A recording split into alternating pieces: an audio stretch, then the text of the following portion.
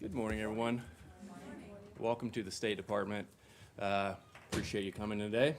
Joining us today in the briefing room are Special Representative for Venezuela, Elliot Abrams, and the Chargé d'Affaires of our Venezuelan Affairs Unit, James Story. They'll be presenting the latest developments with regard to the situation on the ground in Venezuela.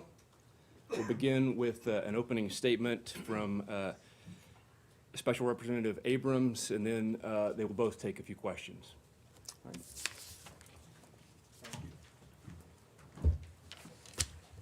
Thank you. Morning. I want to begin with a word about the Americans in detention in Venezuela. The recent improvement in conditions for the Citgo 6 is progress, but it is not enough. The group has been waiting 2 years for trial in their case and has suffered continuous cancellations of hearings 18 times now. They should be fully released now to be reunited with their families for the holidays. On January 5th, the Venezuelan National Assembly will vote on who will be its president for 2020.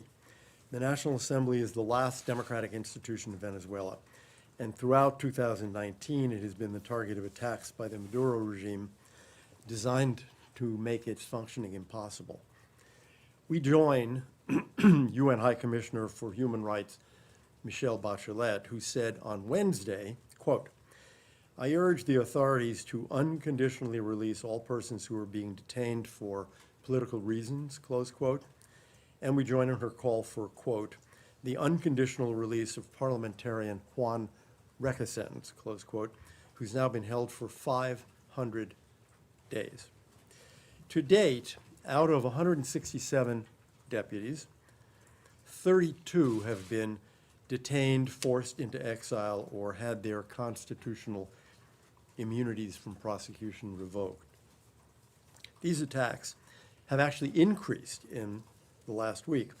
On December 15th, the regime's communications minister, Jorge Rodriguez, accused 2 parliamentarians of conspiring to seize military installations with the aim of, quote, "destabilizing Christmas," close quote.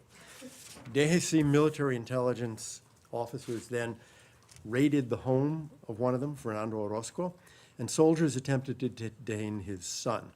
DGCIM officers tried to seize the other deputy, Annette Fermin, and detain her, and they raided her home and seized her passport.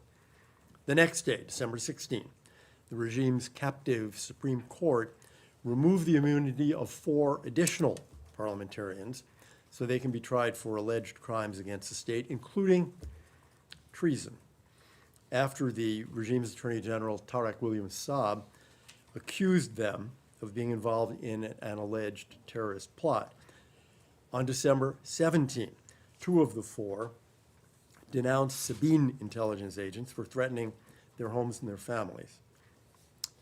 Why? The 2 deputies said the regime's motive was to stop the deputies from voting in favor of Juan Guaido on January 5th, in favor of his re-election as National Assembly president. So what's going on here is simple.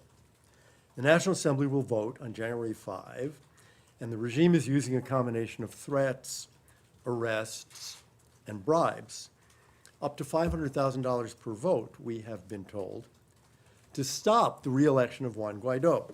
Threaten, exile, detain, bribe. That is step 1. Step 2 will be to try to grab control of the National Assembly by preventing free elections in 2020. The Venezuelan Constitution calls for National Assembly elections next year, and opinion polls make it obvious the opposition will win them if they're free. In her latest report on Venezuela, a couple of days ago, High Commissioner Bachelet said this, quote, "2020 will be an election year. It is crucial to guarantee public freedoms, which are fundamental for creating the necessary conditions for free, impartial, credible, transparent, and peaceful elections. In this regard," she went on, "I am concerned about the lifting of parliamentary immunity of 5 opposition parliamentarians, bringing the total to 30 parliamentarians who've been stripped of their immunity. as well as harassment of opposition representatives, including the President of the National Assembly. Close quote from High Commissioner Bachelet. Free elections for the National Assembly and free presidential elections are the way for Venezuela to emerge from its deep crisis. The Maduro regime appears intent on stopping them and closing off that peaceful path back to democracy and prosperity. The United States, the other nearly 60 nations that have recognized Juan Guaido as interim president because the May 2018 elections were fraudulent, and every country that seeks a peaceful way out for Venezuela through free elections can see exactly what's going on in Caracas. That is why we will continue our sanctions and strengthen them. It's why we applaud the sanctions against regime officials adopted under the Rio Treaty, and that's why we hope the EU will follow with additional sanctions on the regime.